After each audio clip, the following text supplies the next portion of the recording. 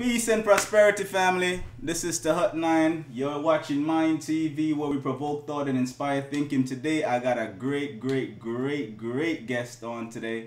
My brother, I believe he's from out of Atlanta. Very smart, very intelligent brother. He's going to be presenting some information today on debunking evolution. This is brother Lex Vortex. I'm gonna bring him in now so he can further introduce himself and tell the family a little bit about who you are, Lex. Yeah, peace.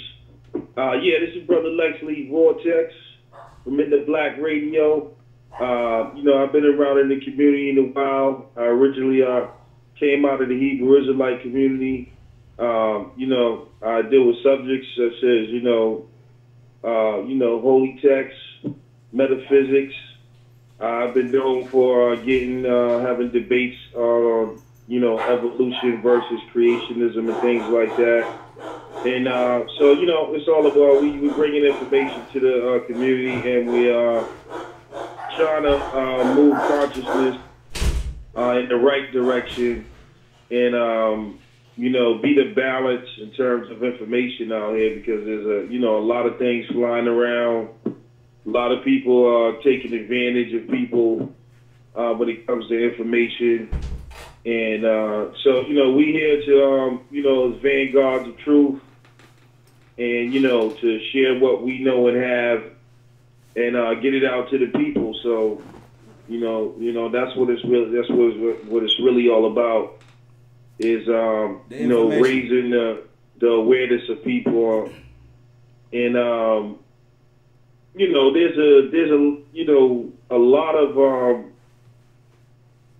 there's materialism creeping into the conscious community, which is something that is very dangerous. Materialism and atheism, and a lot of people are being fed the propaganda of this school of thought. So we believe that school of thought is dangerous, and the information is not sound. So when it comes to evolution, we've been dealing with that, and that's what we are here to talk about today, brother. Most def. So as far as the theory of evolution goes, is the whole theory debunkable to you, or is it just aspects of it? As a whole, the whole theory is debunkable. Okay. But like anything, I mean, you can't just tell a complete lie. So you have to mix some truth with a lie in order to give it any validity. Mm-hmm. As a whole, it doesn't even make any sense. And it's really diabolical the way it's been put together to have people really take this thing seriously. And, especially amongst the scientific community, they should be arrested for some of the, information they're putting out here. And so and it's growing, and it's become popular because, a lot of people are church hurt, and religious hurt, and God hurt. Mm-hmm. And so they fall back on this evolutionary theory that, brings, consciousness out of the picture, or spirit, or what we call the creator out of the picture. Mm-hmm. And, that's basically the goal of the scientific priesthood. So your perspective, does it come from, a lot of times with these arguments, they're always categorized and grouped group people into different, under different ideologies, not even into it, just underneath it. So if you oppose evolution, the natural question is, are you a creationist? And I don't know where you come, where's your angle? What's your perspective from? Is it from that aspect of the earth was created in 6 days and all the stuff that creationists tend to believe, or do you have a different perspective? Without boxing yourself into any of these categories, what's your perspective? My perspective is there's a creator. Okay. That's it. I mean, without a doubt. 6 days and all of that, no. I mean, all of that is debatable in terms of what all, how people interpret that and what that means. Mm-hmm. A lot of those things are symbolic and they just represent time. They represent time periods. Allegory, yeah. So when they say creationist, that's just a word game. Before this new so-called accidental evolutionary theory, there was nothing else. I mean, it was just common sense. What? I'm sorry? Go ahead, you good? There was it was well-known common sense that there was a creator among all cultures, among all indigenous people. So there was no question about this stuff until this movement started, coming along in terms of, how everything got here. I mean, common sense, logic, and just basic reason. Looking into nature lets you see the intricacy of design. There you go. And, how things are put together is impossible to be an accident. Okay. So, you had a movement that came from white racists with the whole evolutionary theory and monkeys and all of that. And that was all related to, moving this social Darwinism forward.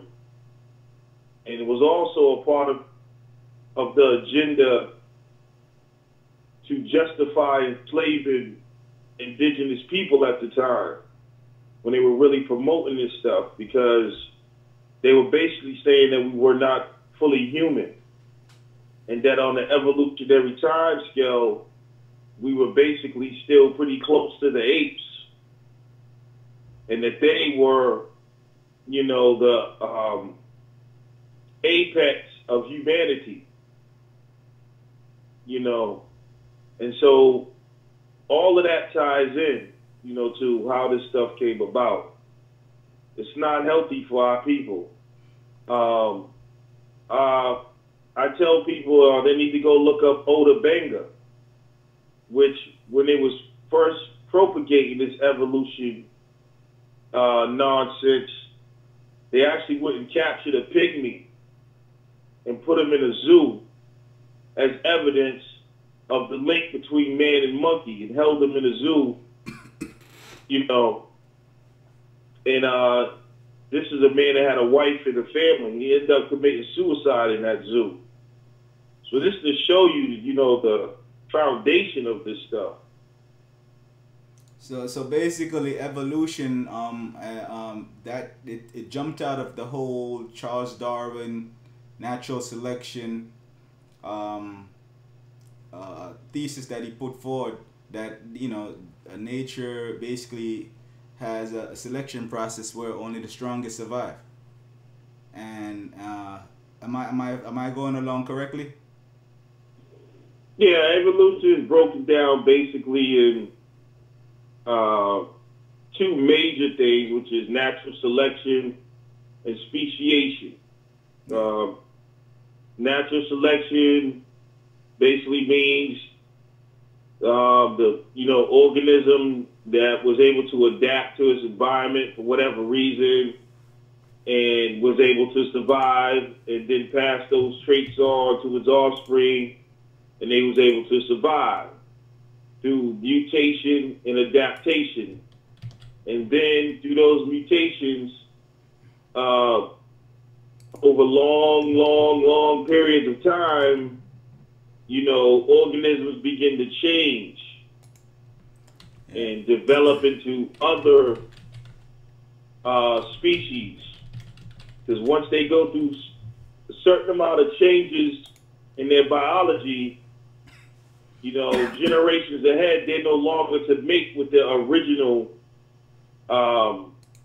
organism that they came out of. So they, this is what they call speciation. And so they are almost considered like a new organism. And so over millions and millions of years, you know, starting out of the water and, you know, moving on to the land and, you know, from more primitive species, you end up with the human being. Mm-hmm. So Lex, let me try to get into your perspective a little bit, because when you say you believe in a creator, right? Yeah. What do you mean by that when you say a creator? So people have a better context, because you know everybody's gonna jump over the fence or jump off the bridge before they know exactly how you view or how you think of the creator. And I want to hear your perspective. Is the creator a man like me and you that's mixing things and waiting millions of years for things to evolve from, you know, is that how you see the creator, or how do you see the creator?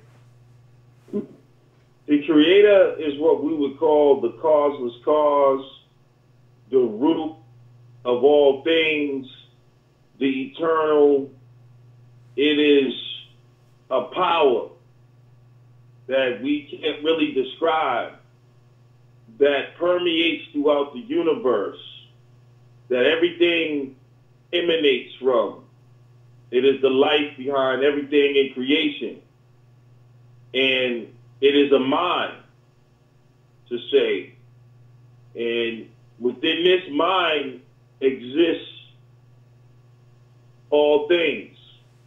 And so, and then we know in order to have something, you know, there can never be nothing. This is why you gotta have an eternal creator.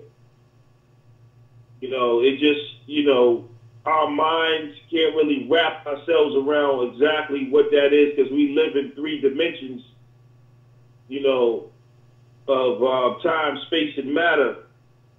So to try to contemplate the eternal, you know, is what mystics have been trying to do for eons. But we know we have a piece of that in us, because anything that emanates from something is the same, is essentially the same substance, but in a different degree. So the creator is just that. It is the architect of all things. It is the thing that you're connected to, that your creativity comes from. So when we look in the universe, we know it is a piece of art. And we know that creator exists because we have the same characteristics as humans, and even as some other organisms. And that is the ability to create, and the ability to think about creating, and even the desire to create.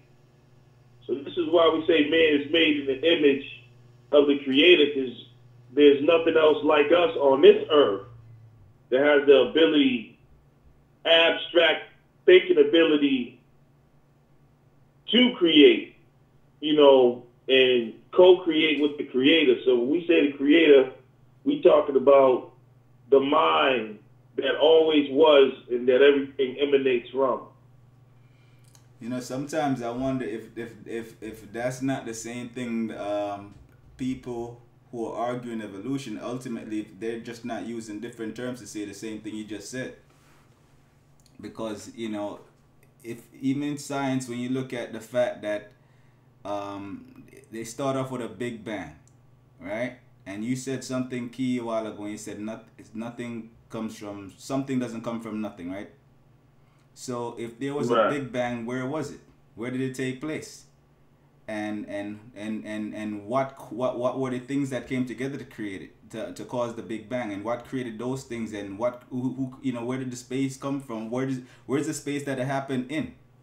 So, you know, it goes on and on and on. Even if you can explain one aspect, you know, how do you explain you know, the next part of it, the part that precedes it. Because, you know, it's crazy, man. It's like when you think about it, it's like we're in a loop trying to figure this out. So some people are going this way, some people are going that way, and then we're arguing over this. It's like we're arguing about the same thing used in different language or different words. Or do I have it completely wrong?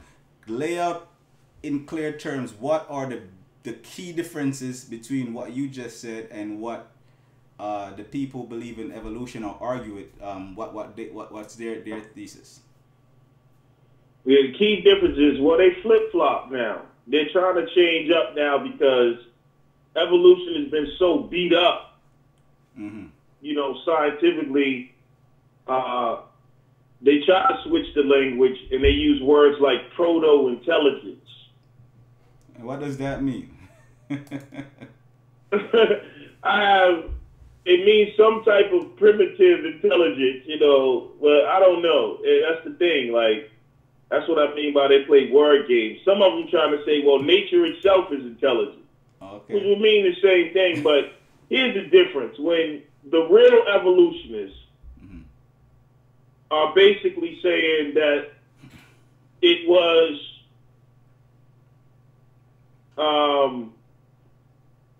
the dice, it's 1,000,000 to 1 that you'll roll the dice and get, you know, a perfect configuration for the universe.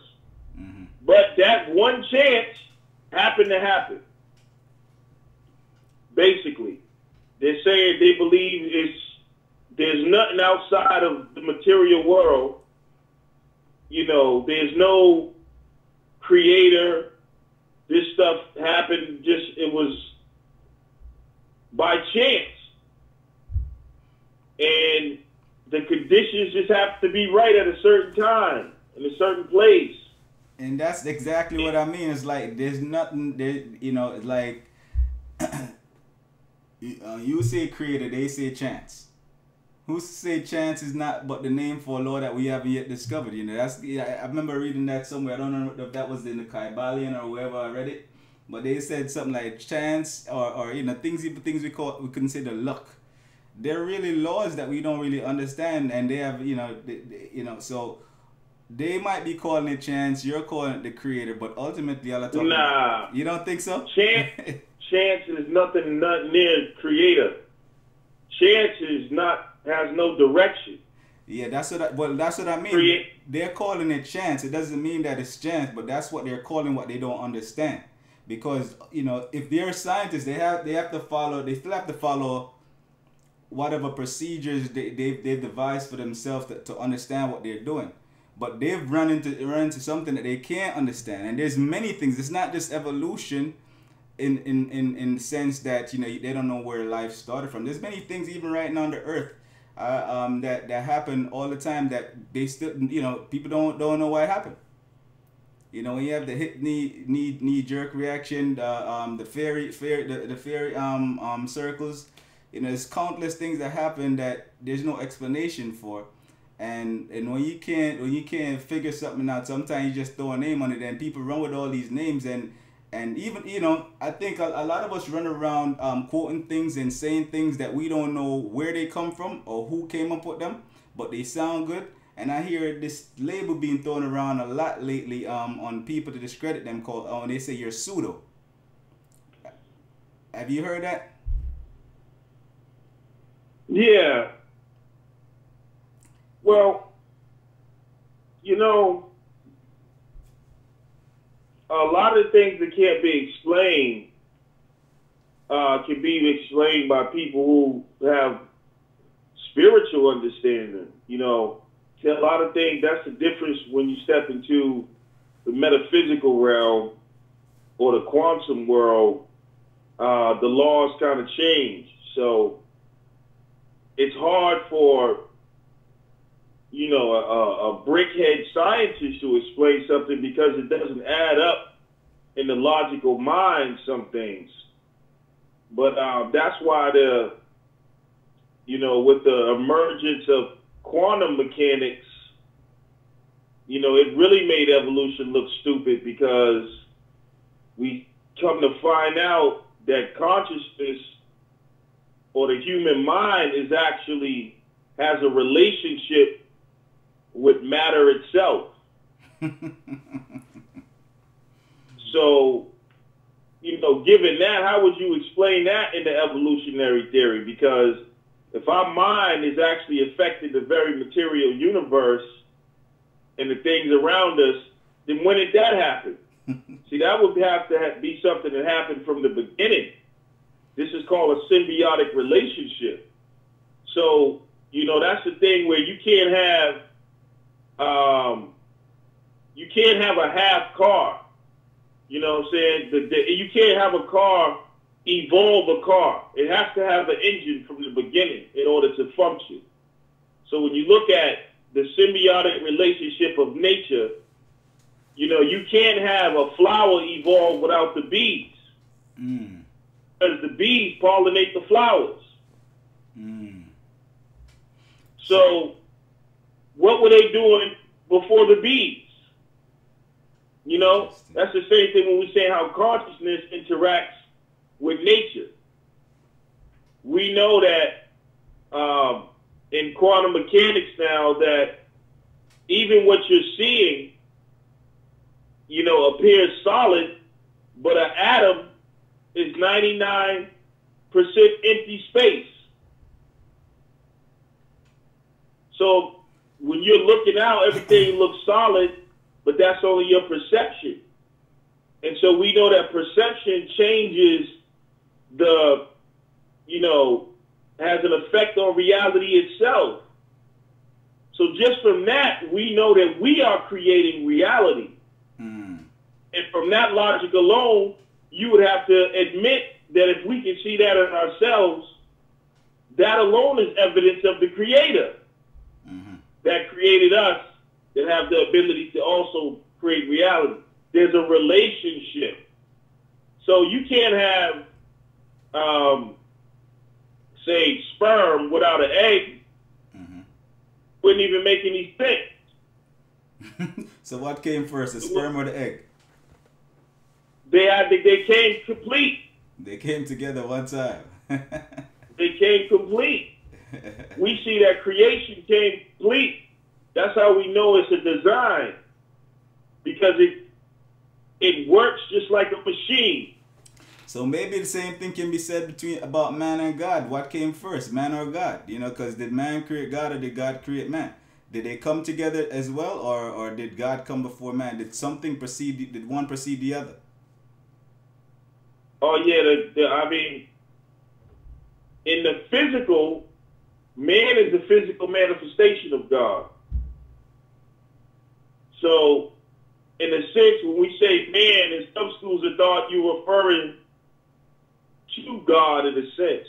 But that power, that energy, is the root, the causeless cause.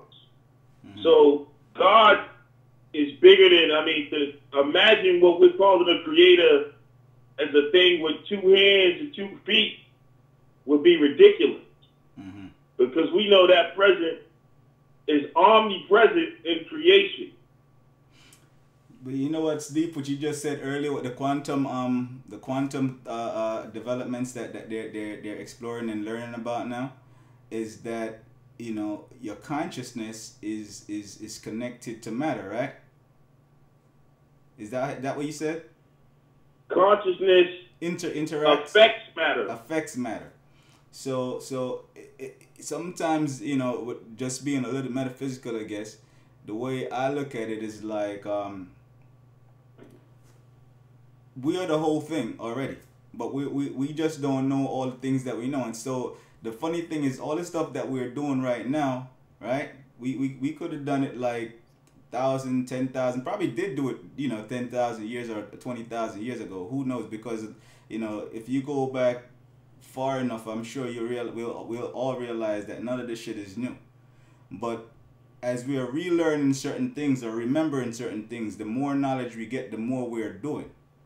And so, you know, if you fast forward yourself ahead of time, you'll see that once we come into more knowledge, you'll be doing things that will make us look like gods to us right now.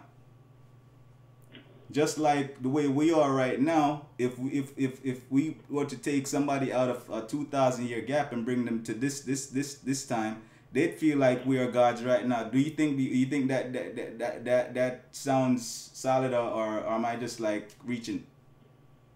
No, absolutely. I mean, there's a tradition of that. We have all the stories of indigenous people ran into beings that they ended up worshiping as gods. Exactly. You know, like in amongst the Dogon, you have the Nomo. Amongst the Sumerians, you have the Anunnaki. Amongst the Hebrews, you have the Nephilim. Amongst the Zulu, you have the Chitauri. Amongst in the American, so-called American Indian, they have what's called the Snake Brothers. In Mexico, they have the winged serpents, Quetzalcoatl, who came amongst them and gave them knowledge. In Japan, they say that they were taught by a great dragon, and they are descendants of the dragon. In India and Egypt, you have the Naga, the Netzeru. So all across the planet, we can see that's already taken place. Mm-hmm. And so how would you explain that on the evolutionary time scale? See, that wouldn't even make any sense. Mm-hmm. So I remember in your debate with Ngozi, you started out by saying that evolution, it just doesn't start on the level where we always get stuck most of the time, which is dealing with, are we from monkeys or chimpanzees, or, you know, that's where we get stuck a lot. But you actually always you actually went into a little bit more depth when you talked about, I think level 1 is dealing with this, level 2 is, you know, and before we get to man and apes or whatever, and primates. Can you go through those different phases of evolution that you're talking about? Let me see if I can remember them all. All right, first of all, you're dealing with, see, the thing about with evolutionary biology, now they're saying, well, evolution only starts when you have biology. Why? Because they can't explain nothing before that. All right, so that's when you get a single cell is where they start. And then they start saying, well, from the single cell, it multiplied and all this other stuff. But you got a problem when because you got to deal with cosmic evolution first, stellar evolution. Meaning, right, there's no life in the planets or nothing without stars. So the stars had to evolve first, right? And then then you got to have chemicals. All right, and you know now you're dealing with the table of elements. So you got chemical evolution. All right. So the chemicals come out of the sun through what they call fusion. The problem with that is that stops at the element of iron. So you can't explain nothing after that. So then after you go through all of this stuff, the stars are formed, you know, now you get water. All right. They say that you have what was called torrential rains. So somehow the earth comes out of the sun and some big mountain is just rock. Right? And then it rains on the earth for millions of years. See, a lot of people don't know this stuff. You know what I mean? So they just start believing without realizing how ridiculous this stuff is. So it rains on the earth for millions of years. This is where you get your oceans from. After you get water, right, now you have the potential for life, because we know without water, there's no life, right? So now we have this water and we have this soup of chemicals. We don't know how all these chemicals came about, because we still haven't explained how you get all these different chemicals that have specific atomic numbers and calculations. You see what I'm saying? Each one of these chemicals, there's mathematics behind even their makeup. When you talk mathematics, what are you talking about? A mind. Ain't no mathematics without a mind. And so if you go up the elemental scale, you'll see that even there up that scale, each time an element is increased, and it's in chronological order almost when it comes to the amount of electrons, neutrons, and protons and the atomic makeup of these elements. But anyway, somehow now you have the waters, you have this cosmic soup in the ocean, and out of this now we have the chemicals of life. This is the theory. And somehow these chemicals get together, and I guess they just accidentally produce the first living biological cell. And, you know, this is ridiculous and impossible because, first of all, the most simplified cell has DNA. So now you got another problem, because the DNA is more complex than any computer program of today. So now you got to tell me the origins of this complex coding program that we call deoxynucleic acid. But even let's go along with them. They say, well, the first cell comes out of, I guess they call it abiogenesis is what they used to call it, right? Which is just some stupid, spontaneous life, you know, just self-producing life, which would mean God in a sense. But the thing about DNA is, like you heard in the debate I had, it's really a computer code. I mean, it resembles the computer language or programming language. So when you write a programming language, in the language, a coder has to write what you can label as an interpreter. So when the program unfolds, it knows how to read it. All right? So the problem they have is this is also within the DNA. The DNA cannot unfold and carry out instructions without this transcription that they call ribosome. So what came first? Because you can't have one without the other. In order for it to work, you got the instructions, but now you have, this is equivalent to a language interpreter. Say if I speak English, you spoke French. In between, we got someone that's interpreting what I'm saying to you to carry out directly. Now, big problem. This is the first cell that's created. It has DNA instructions. Instructions enough in this little tiny cell to fill up a library. Within those instructions, you have transcription. You can't develop that over time because it just wouldn't work. You know, that's like saying that you developed a heart.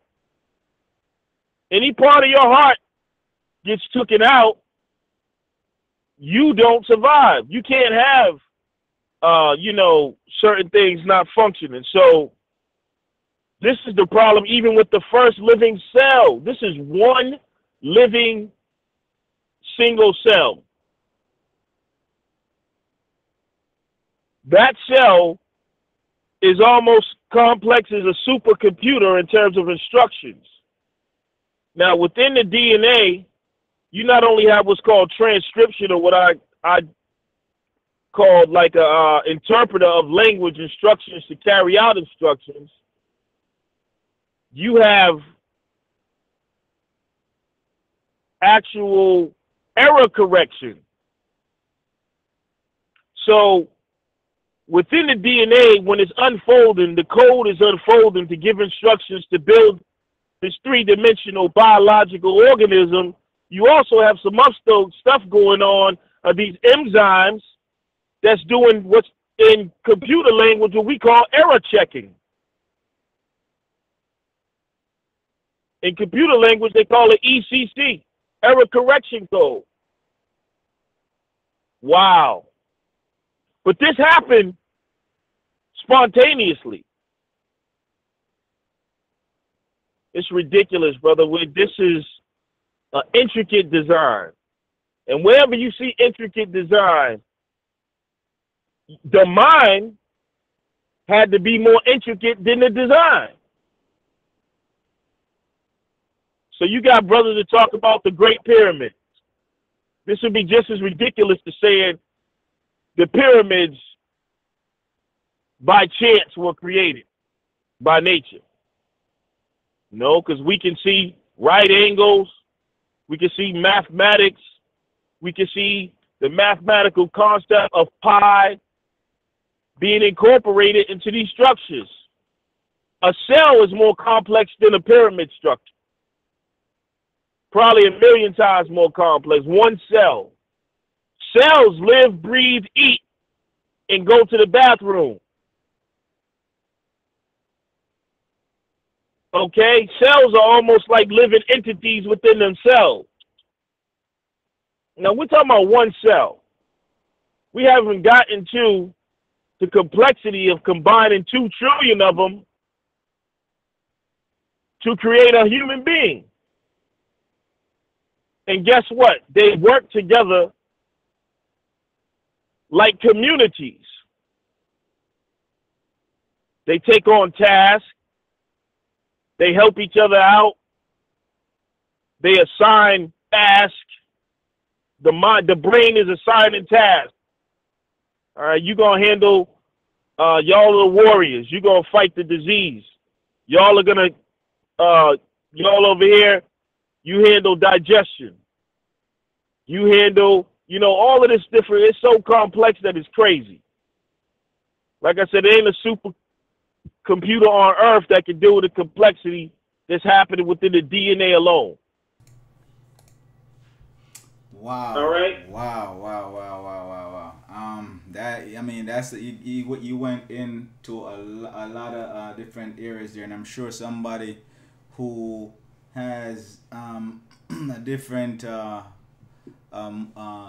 mind of information than I do, because I really don't have the information, but I enjoy what you're talking about, because it makes you think, and it definitely makes you, you know, take pause and think about some of the things that people just don't think about.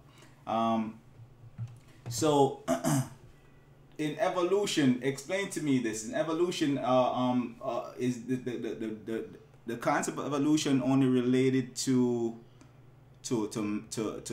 animal, insect?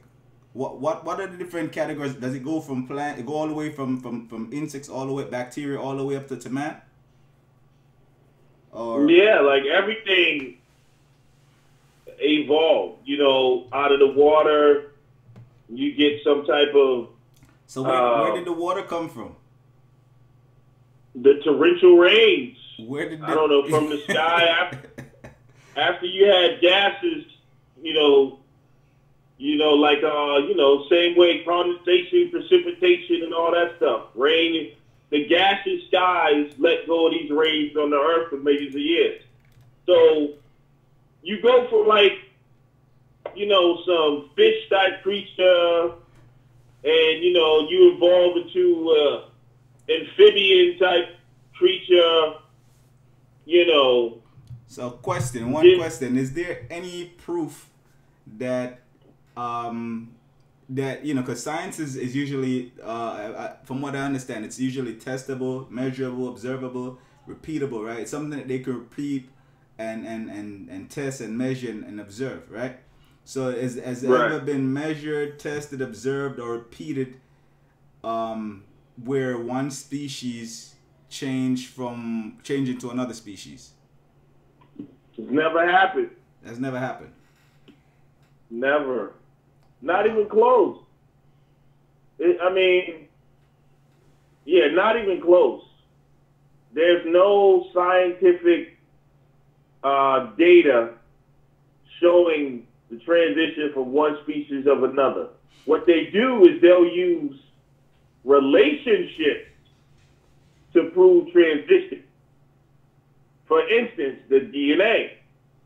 They say, well, we share 98% of the same DNA as the rhesus macaque or the rhesus monkey. Yeah, the bonobo and the chimpanzee or whatever, right? Right. They call it a rhesus macaque. Okay. You know, most people have what they call a rhesus blood factor. The problem is that is just showing we are made up of the same building blocks. And we have, the same extraordinary relationship with other things. I think we have 60% of the same DNA as a mouse. Mm-hmm. And look at the difference. And the dog as well. You share a certain amount with the dog. You know, I always look into that, Lex, and I always say, well, if you look at how they spread out the relationships in how much of your DNA you share with different things, you'll see that you share DNA with just about everything on this earth. Yeah. So you know, it's kind of like when somebody who believes in the horoscope just trying to fit themselves under the sign that they're prescribed to be born under, and so every day they get up and they read the newspaper to see what's going to happen for them today. And I'm like, that doesn't make any sense. If you even believe in astrology, you got to believe that all the signs are in you.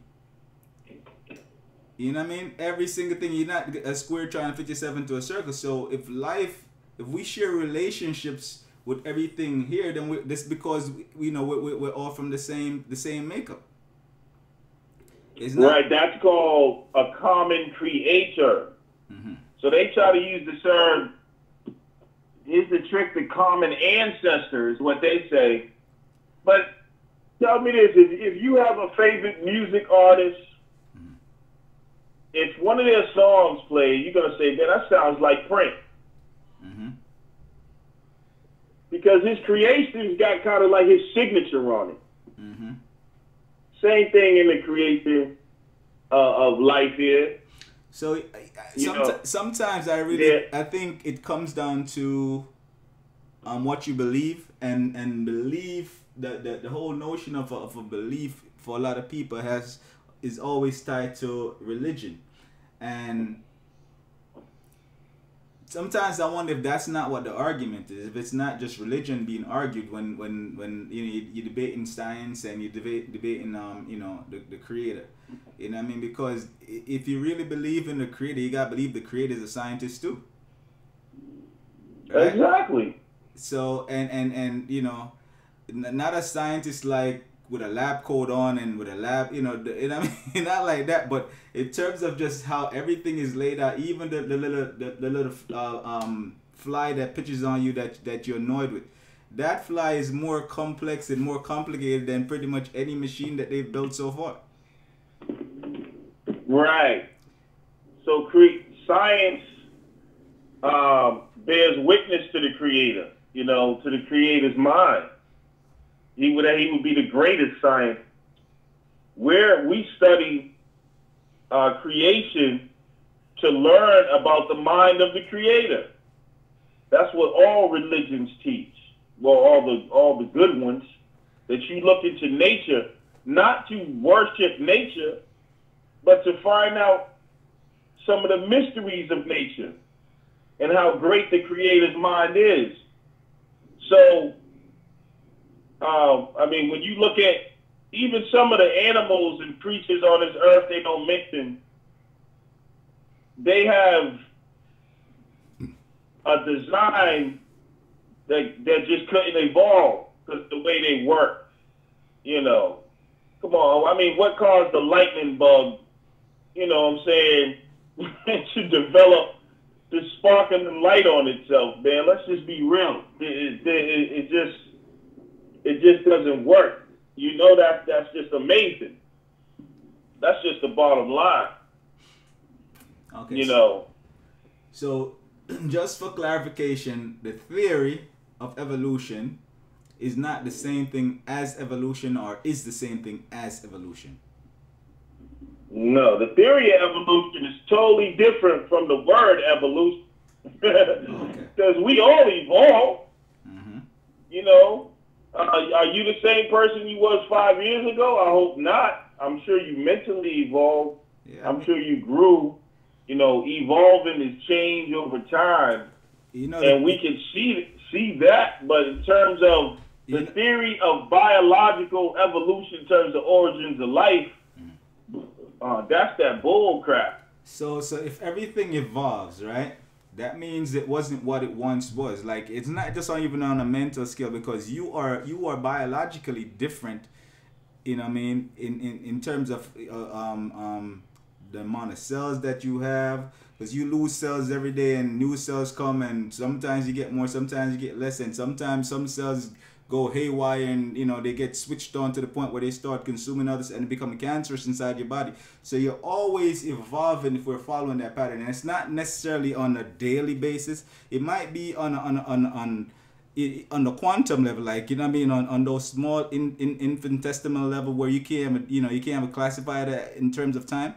But that's how often you're changing. Every 11 days or you know, whatever, the cells are dying and changing out, and new skin's growing, and, you know, hair's growing, and, you know, all these different things are happening to you all the time. So you're never really the same every second that goes along. You're pretty much changing. With that as an understanding that of the evolution you're talking about, do you agree with that?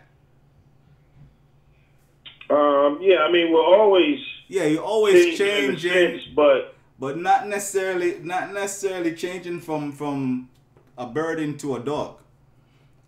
You know what I mean? Right, because within the DNA, even those changes have instructions. Yeah, like, you know what I'm saying? Like, before you're born, the instructions for what you're going to be are already set, and there's boundaries. You know what I mean? You're not, if there's no wings in your instruction. So, you know, you can do all the changes you want. You're probably not going to grow wings. Now, is there some type of metaphysical way where maybe you can overcome and reprogram your DNA? You know, that's possible. You know what I'm saying? Because we know consciousness, your DNA changes based upon your mental mind state also. So we know we have an effect, and there may be some things we haven't discovered or explored yet. Yeah. But, you know, right now, you're not gonna grow wings. You know what I mean? You might grow some the brains to build something with wings, and you get into it, and that's what we do. You know, so sometimes some of the stuff that I think that we still talking allegories, even though we talk in science a lot of times. Like, you know, because I really believe that what scientists are really trying to do, they're trying to re-engineer, you know, the creation. You know what I'm saying? That's why they're trying to they're putting all these labels for them to understand what they're doing and to try to remember the steps that they did to get to where they're going. So, is that possible? Can the creation be re-engineered? You know, we know people do it all the time. They take things, they break it down, and they you know, dissect it and see where everything is and try to replicate it. And that's where a lot of our technology actually comes from, by, you know, them trying to replicate things that we actually see and use and observe in nature. Yeah, creation can and will be re-engineered.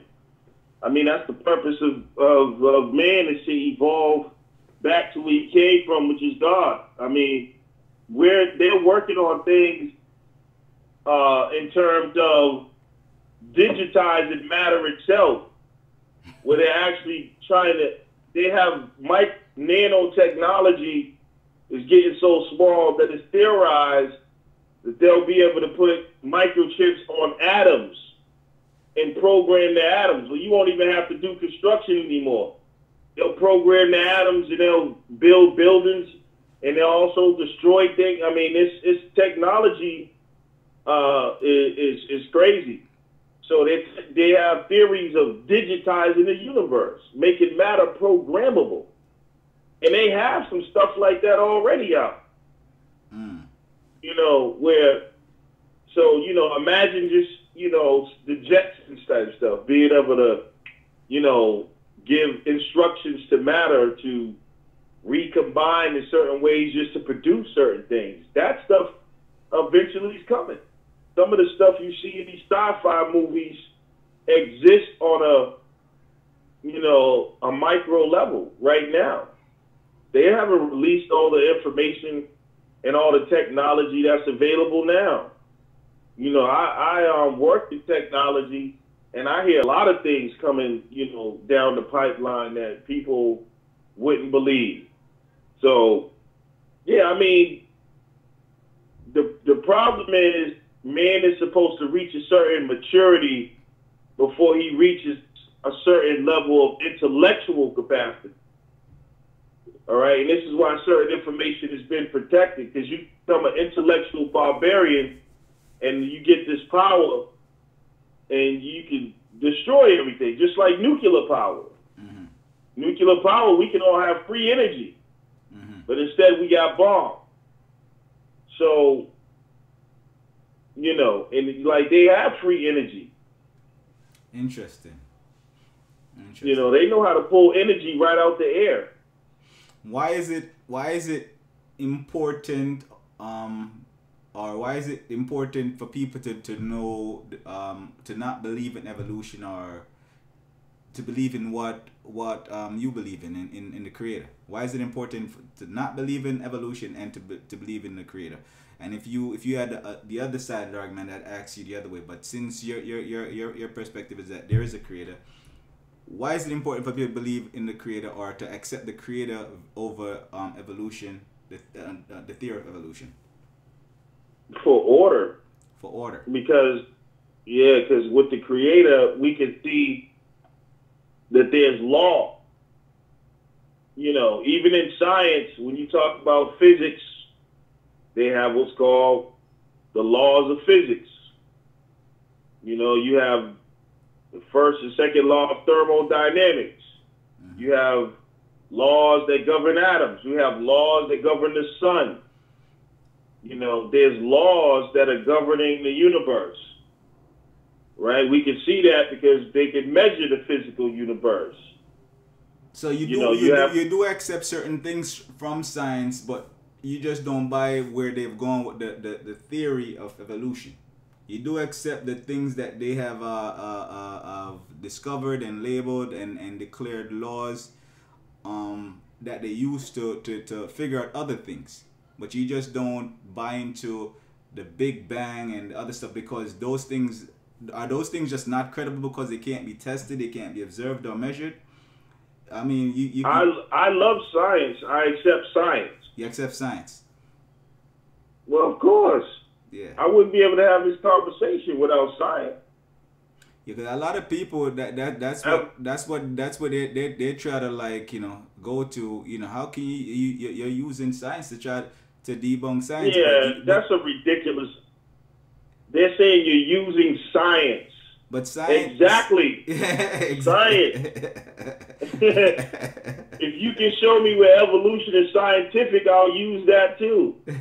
So science is not evolution.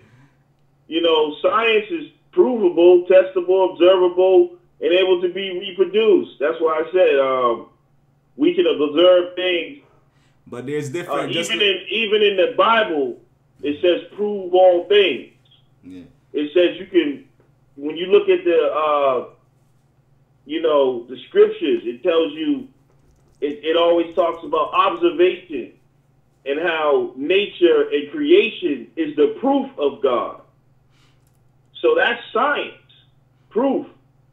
So when people say that stuff, that's just a cop out. Oh, well, you're using science.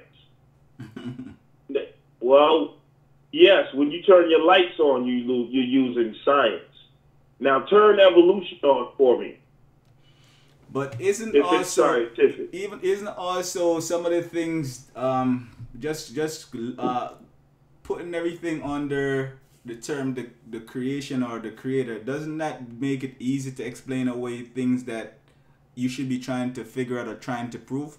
Because at least if you find someone that doesn't have a scientific mind like you or interest like you, and they just I just believe in the creation, I believe the earth was created in 6 days and this, that, and the third, and that's their story, they sticking by it, and there are people like that out there. You know that for a fact. And isn't that giving them, like, just throwing it on the creation? Do they have a burden of proof? Is their burden of proof for to prove the creator? Because like we said earlier, the creator, right? If you accept or even just think about it, right, has to be a scientist. Right. Has to be. So no, they don't have a burden of proof. They don't have a burden of proof. Why do they need a burden of proof? If the creator's a scientist and you know the creator, then you know that the creator did it. I mean, unless you're planning on becoming a physicist or a biologist or something, if you're living a regular everyday life, just earning your living, going to work or running a business, and your faith is in the creator, then that encompasses everything for you. And unless you want to just talk for the sake of argument, the burden of proof is not on the creator. The creator is well established. Yeah, not the creator per se. I don't think, because I don't think of the creator. I don't know how you think of the creator as a person that's, or something separate from anything. Sometimes I think when I hear people talk about even God, and we know God is has its root in the German word gut or whatever, but when we talk about God, it seems like God is this separate entity that's separate from us, that's watching us and waiting, just waiting for us to get to a point where he or it is going to pass judgment on us. And my concept or my perspective of God is that God or the creator is the all. Kind of like how you was explaining the mind earlier. That's my concept. I don't think it's a separation necessarily, like where there's a difference between the plant, the trees, the insects, us. Everything is all a part of the all. You can't add to the all. You can't subtract from the all. Otherwise, it wouldn't be the all. Right. So you're a pagan. I mean, a pagan. I mean, I definitely understand that. I'm sort of a pantheist myself. Okay. But here's the question: if that's the case, then how is order kept? Is there no requirements? Who laid down the law? If there's no mind behind the all, even though the creator encompasses all, it still has to have its own mind. That's the thing. The all is the mind. All right. The all is the mind. Yes. And so even like no, wait a minute, hold on. So did everything appear instantly? Like everything that's in existence appeared all instantly. Like cars, humans, insects, birds, planets. Because that's the all, right? Yes. So here's the thing now with the all, right? The all came. Well, I've been there, man. I studied with the ancestors. I heard that from the Nawabians too. I'm very familiar with the all, but you can't have the all because what I'm saying is this: when you're talking about the all, you're basically, to me, it's just my opinion. Mm-hmm. It's another sneaky way for people to get away from having the answer to the creator. Because even when you look at creation, it started with something, right? You didn't and there's a mind behind it. So even if you put it all together, just like, for instance, you have, remember the old cartoon Voltron? Voltron, they used to come together and say, Voltron! They would all come together and they become one big giant robot or whatever. But that robot still has a head, like your body, your body is equivalent to the all. Okay. Say your body's the universe. But you have a brain. So the all has a brain. It's still, you cannot acknowledge and try to take away. See, that's the ego does that, I believe. The ego is either out of ego or out of fear that there's nothing greater than I, in a sense. But you can't have this big thing with no direction, without a mind that's still running everything. So even though your body, like every cell in your body is you, so your body's the all. You are a cell in the universe of the all, but it has a mind. Your cells do their own thing. They are living entities. They exist. Put it like this: that's what cancer is. Cancer. It's a cell that forgets it's a part of a body. And it goes rogue. It goes rogue. I like that. I like that analogy. But let me ask you a question now, Lex. You said everything has a started, right? As a started from every physical thing in the universe except for the original creator. Okay, good. He didn't have a beginning. But what you're seeing, all this manifestation in the third dimension, this is all just the matrix of the creator's mind. That's deep. When did you start? When did I start? When did man start? Because you started as a thought in the creator's mind. There you go. So you see, you went where I was hoping you went there, because like a lot of people, when you deal with the physical, even when you deal with the physical you, the physical me, like we couldn't have started with our parents, because if they weren't there, then we wouldn't be here, and if they didn't have parents, we couldn't be there either, right? Right. There's a psalm in the Bible where the Creator says, "I knew you before you was in your mother's womb." All right, because like, what if you have a mother and a father, and they had a mother and a father, and it goes on and on? How far would you go back to get to where you really started? There's no beginning for you. Absolutely. That's because on a whole deeper level, that's why it's the all. You're nothing but if this was a play, the creator is playing every role himself. That's what I mean that's what I was saying when I said the all. I'm talking about like the all. The creator is the all. But the all cannot create or add on or subtract anything from itself, because otherwise it can't be the all. If you can add something to the all, it's not the all. If you take something from it, you can't be the all anymore either, right? So the way I understand it is that the all, the way it creates is by thinking. That's why the ancient says all is mind. The universe is mental, because that's how everything exists. We're just mental projection. We're thoughts that can think. And I think that's what you're saying too, right? Yeah, absolutely. I mean, that's Hermetic law. Yes. But if you read a Shakespeare play, Shakespeare is every character in that play. Every character. The difference between a creator, and this is the gift of life, the creator inserted himself inside the creation to give it its own individualized life. So if I created a statue, a beautiful statue, and I said, wow, I wanted to have love reciprocated so much and to give life to my creation, that I actually die and enter into my creation, and then it wakes up, but it is not aware of its origin anymore. That's what creation is like.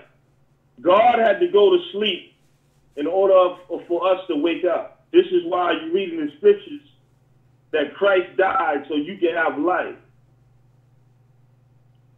That's deep. So we live in the world of death. That is real deep. We're gonna have to. I would love to have another conversation with you that goes into that, because I don't want it to go too far. You know, people who chime in now gonna say, "Wow, they're talking about evolution. Now they're talking about the mind and all this other stuff now." So let's not veer too far. But that's deep, brother. And I'd love to build with you. You know what I mean? Some more on this particular subject matter that we're dealing with right now.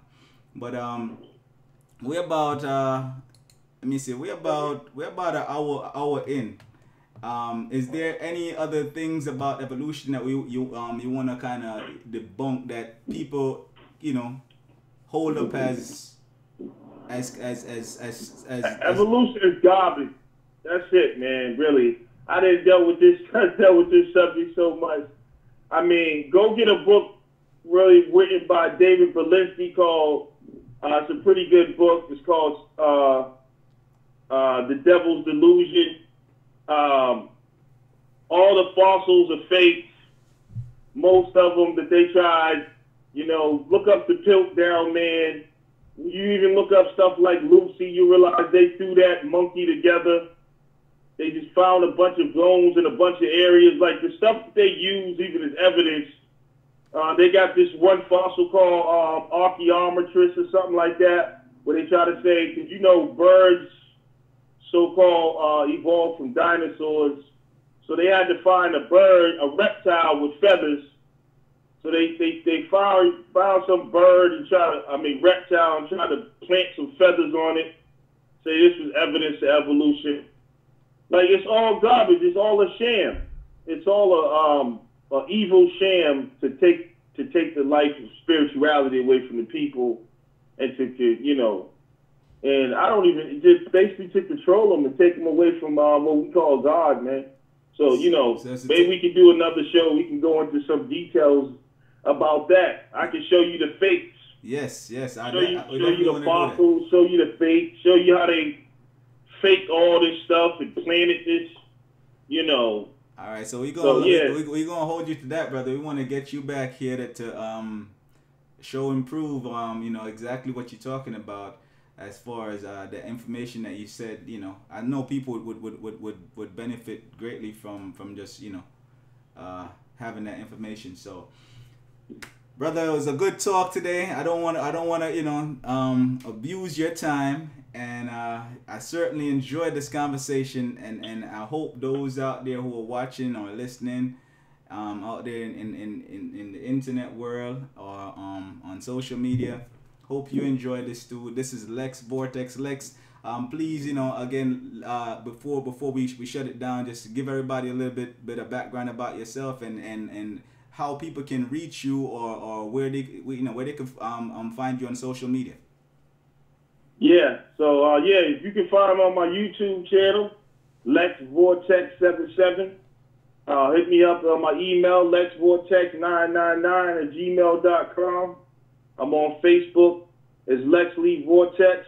My Facebook group, The Metaphysical Cross. I share information on there, so you know any of those ways you can contact me. We can build. You know, I talk to many people all the time, build on many different things. So you know, I'm open, an open book. Hit me up. Peace. All right. Well, there you have it, everybody. That's Lex Vortex. Great talking to you today, Alex. Again, make sure y'all hit that subscribe button. Subscribe right now to M9NDTV, and always tune in, because this is the place where we provoke thought and inspire thinking. Lex, thank you again. And one more thing, I almost forgot. You definitely got to check me out with my crew over on In the Black Radio, also In the Black Media. I mean, on YouTube. You know what I'm saying? That's the crew I come out of. So, well, I'm always over there too. So I just wanted to put that in real quick. Okay, well, yeah, I heard it. Make sure you go check Lex out. All right, Lex. Thank you so much again, brother, and we definitely gonna look forward to keep the conversation going. All right, peace, brother. Peace.